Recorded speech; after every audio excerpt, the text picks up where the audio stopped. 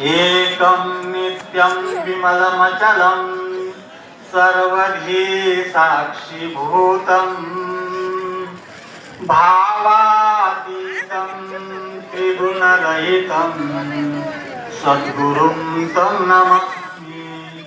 सद्गुरुदेव भगवान की जय। आम्हाला 4 प्रकारचा उपदेश ते करीत असतात। गुरु 4 प्रकारे उपदेश करतात। म्हणजे 4 प्रकारे उपदेश करीत असताना त्या गुरूंचं जीवन ब्रह्मासारखं असतं।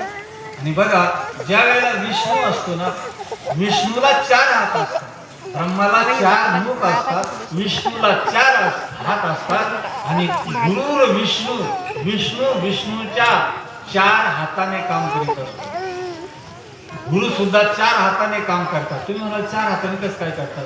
गुरूंचं वचन हे सुद्धा हात आहे, गुरूंचा आशीर्वाद हा सुद्धा हात आहे, गुरूंच्याकडून मिळालेला प्रसाद हा त्यांचा हातच काम करतोय। एक गुरूंचा हात आहे, त्याचं नाव आहे संरक्षण।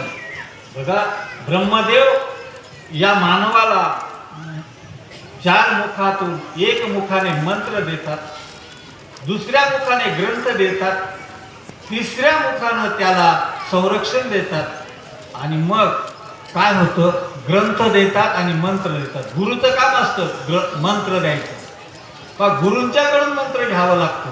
तुम्ही म्हणाल आम्हाला काही येत नाही का? गोपाला कोणाला येत नाही? गाडगे बाबांनी सगळ्यांना सांगितलं गोपाला म्हणा, रामकृष्ण हरी हे काही आम्हाला येत नाही का? हो, सगळ्यांना येतं, पण तुकाराम महाराज प्रत्यक्षात रामकृष्ण हरीच मंत्राचा जप करीत होते, तरी सुद्धा त्यांच्या गुरूंनी त्यांना रामकृष्ण हरी हाच मंत्र दिला। का?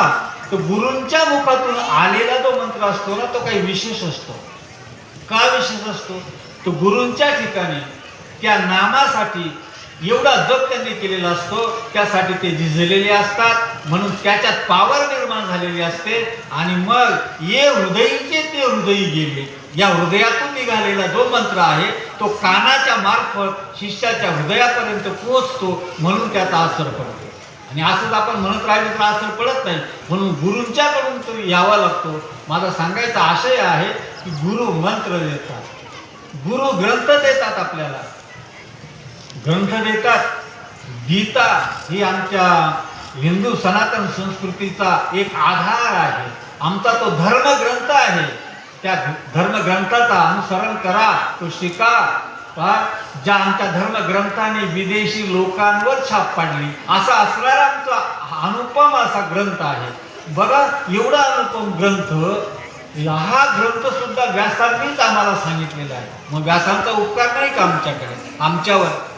व्यासेन ग्रथिताम पुराण मुनीनाम मध्ये महाभारतम, महाभारतामध्ये गीता आलेली आहे, ती व्यासांनीच आपल्याला सहज समजेल अशा अनुष्टुप छंदामध्ये लिहिलेली आहे। आई व्यासांचा उपकार आहे, हा ग्रंथ त्यांनी आम्हाला दिलेला आहे।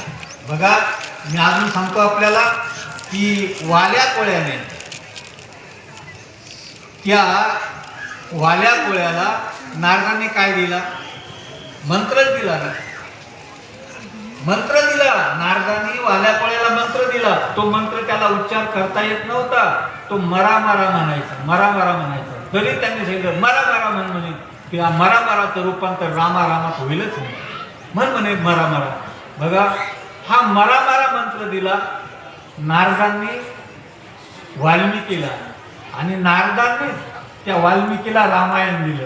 बघा, म्हणजे ते त्या मंत्राचा प्रभाव असा झाला की केले रामायण रामाधी। म्हणजे सांगायचं असे काय, गुरूंच्याकडून मिळालेल्या मंत्राचा प्रभाव एवढा झाला की त्यांनी रामायण लिहिलं, म्हणजे ग्रंथ दिला। तसंच व्यासांचे गुरु आहेत नारद, नारदांनी व्यासाला भागवत दिलं। व्यासांनी अगोदर बरीच ग्रंथ रचना केली, पण तरी समाधान नाही, शांतता नाही, स्तब्धता नाही।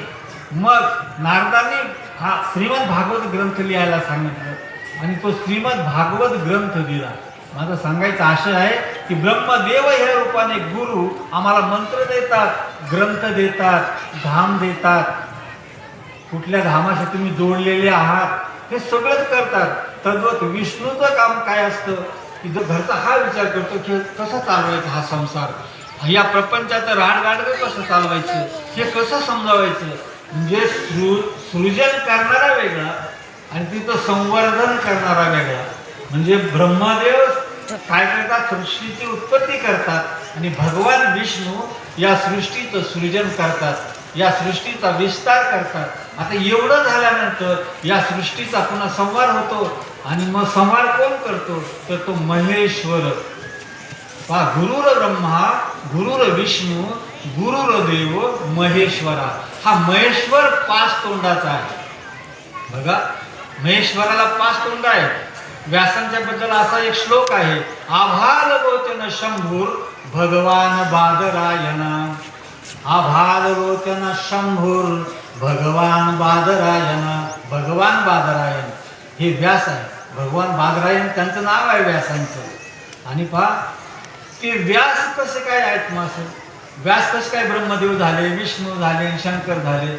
तर शास्त्रकार सांगतात की अचतुर्वदनो ब्रह्मा, ज्यांना 4 तोंड नाहीत पण ते ब्रह्मदेव आहेत. आणि ज्यांना 4 हात नाहीत पण ते विष्णू झाले. आणि आभारलोचन शंभूर भगवान बादरायण. आभारलोचन म्हणजे कपाळावर 3रा डोळा असून हे आभारलोचनेचं दिग्दर्शन करतं. मग व्यासांच्या डोक्यावर इथं तर 3रा डोळा नाही तरी ते 95 शंभू कसे काय झाले. तर हीच तर व्यासांची थोरवी आहे.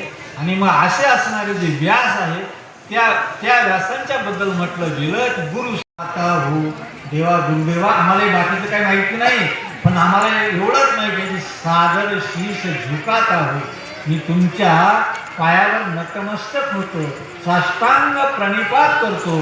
तर असे असणारे आमचे जे सद्गुरुदेव आहे, त्या सद्गुरुदेवांच्या अनुषंगानं, त्यांच्या प्रेरणेनं, त्यांच्या आशीर्वादानं, त्यांनी घालून दिलेल्या या मार्गानं आम्ही ही वाटचाल करतो आहोत. आणि बघा, ही वाटचाल करीत असताना खरं तर आम्हाला हे काम करताना अजिबात आळस येत नाही.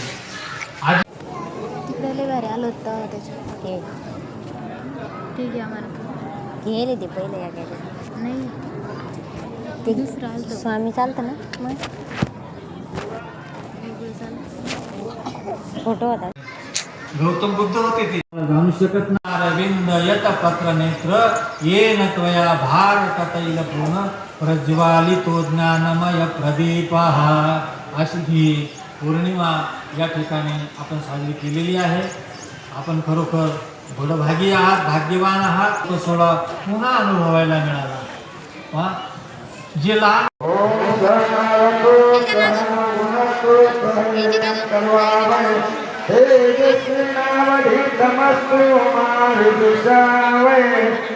पुंडलिका बैठक कृष्णदेव